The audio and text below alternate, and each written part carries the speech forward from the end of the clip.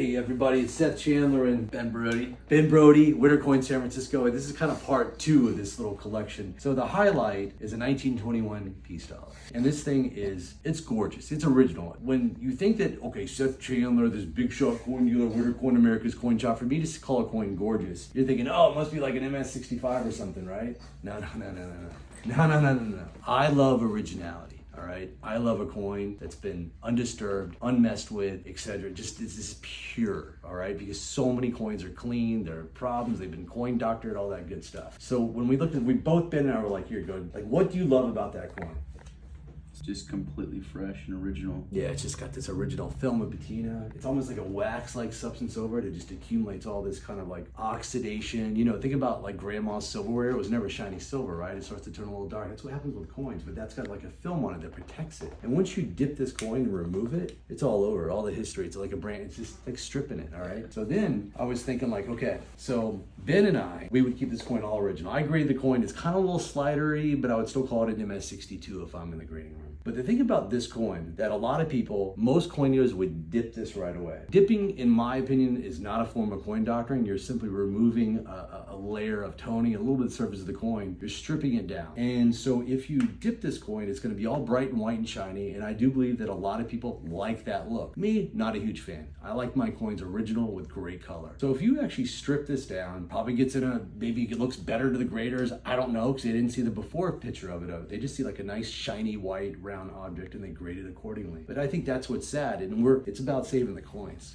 That's what we do right then. The coins don't have voices. They're not gonna say, hey Seth, save me from the coin doctors. No, we're gonna protect this coin. You know, I don't think that people who dip this coin are doing anything bad and they genuinely think the coin looks better. I just have a different opinion, that's all. And that's the beautiful thing about coins. We all like our coins with rainbows, whites, whatever it may be, but I love originality. And once you strip this originality, it's been like this, it's 103 years, it's gone. It's just gone. Over. So then if you want to get a little more devilish, I'm sitting here thinking, what would a hardcore like coin doctor with a guy with a DR dot before his name, just dipping it, Probably what they would do is they would probably dilute the jewel luster or whatever the dipping solution is to like, I don't know, like a third or something like that. And then they would dip it slowly. They would slowly remove some of the toning. And the purpose of that is to remove the heavier film on it, but to get the luster popping on the coin. Get it really like shiny, but still leave some originality. You know, you try to get the best of both worlds, some shiny white luster, mix it with some toning. And then I was thinking, you know, some of those advanced techniques out there, since it is a little bit of a cirky coin, meaning it's probably been banging around or circulated for like a week before somebody saved it, probably what they'll do is they will take some sort of chemical compound, whatever it is. I mean, there's, I don't know, a dozen they'll use, and they'll apply something on the high points of the cheek to cover up a little bit of wear to it. Then I noticed there's like a little heavier mark in the field, they'll cover that up. And that's outright fraud and deceit. That's not helping a coin. That's why I hate coin doctors, because they apply things to coins that are meant to deceive the coin. Now, granted, there are some coins that need conservation, but no coin needs a substance added to it, especially to deceive. So I can't stand intrusion. Crazy, right? Yeah. Like it's offensive. It's offensive. Like you see, we care about the coins. If the coins don't have a voice, we speak for the coins. It's like catfishing the collector. Yeah, it's just